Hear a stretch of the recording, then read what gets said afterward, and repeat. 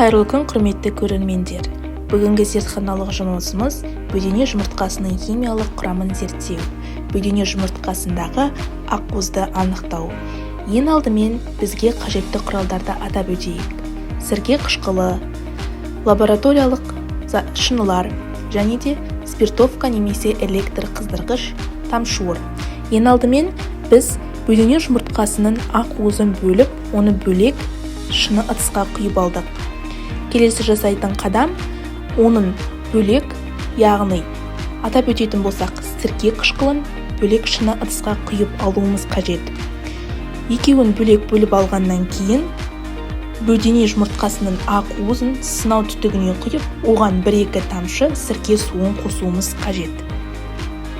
Мінекей, біз видеодан байқап тұрғандарыңыздай сірке қышқылын пипетканың көмегімен жинап алып жатырмыз.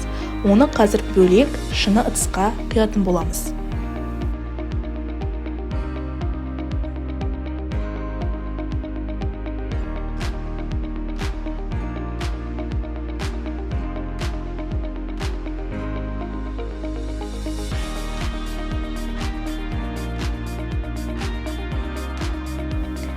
Біз сірке қышқылын жаңағы атап өтетін болсақ ақуызға құйып 1-2 тамшы қосқаннан кейін түтікті сәл қыздыруымыз қажет.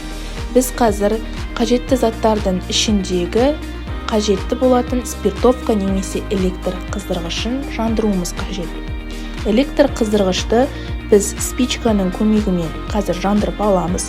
Оны жандырып болғаннан кейін осы ақуыз, сынауықтағы ақуызды қыздыратын боламыз. Оны қыздырғаннан кейін белоктар сірке суының әсерінен тұнбаға түседі. Бұл жұмыртқадағы ақ тұнбаның пайда болуы жұмыртқадағы ақуыздың бар екенін дәлелдейді. Мінекей, біз ақуызды қыздырып жатырмыз. Ақуызды қыздырғаннан кейін қандай реакция пайда болады деп ойлайсыздар? Бізде пайда болатын реакция ақуыздың бар екенін дәлелдеп тұр. Яғни белоктар жаңағы тұнбаға айналып кетіп тұр. Назар аударып қарағандарыңызға көп рахмет.